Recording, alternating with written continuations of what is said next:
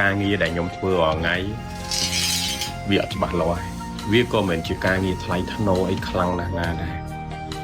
វាក៏មិនជាការងារខ្ពស់មុខខ្ពស់មាត់ដែរធម្មតាជាអ្នកធ្វើការធម្មតាសាមញ្ញបើប្រាក់ខែចាយមួយខែពេលខ្លះមិនដឹងខ្វាន់ខ្លួនឯងអ្នកខ្លះគេអាចនឹងមើលងាយការងាររបស់ខ្ញុំក៏ប៉ុន្តែខ្ញុំចង់ប្រាប់ថាការងារមួយហ្នឹង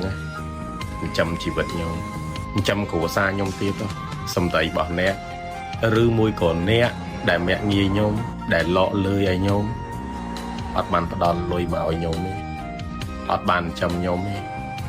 ការងាររបស់ខ្ញុំដែលអ្នកកំពុងតែមិនឲ្យតម្លៃនឹងទេ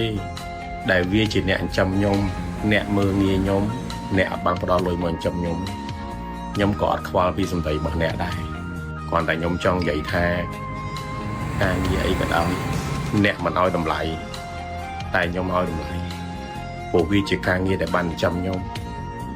វាបានផ្ដល់ប្រាក់ខែមកឲ្យខ្ញុំចិញ្ចឹមទាំងខ្ញុំចិញ្ចឹមទាំងគ្រួសាររបស់ខ្ញុំទោះបីជាវាអត់ខ្ពង់ខ្ពស់អត់ល្អមុខល្អមាត់តែវាបានចិញ្ចឹមខ្ញុំ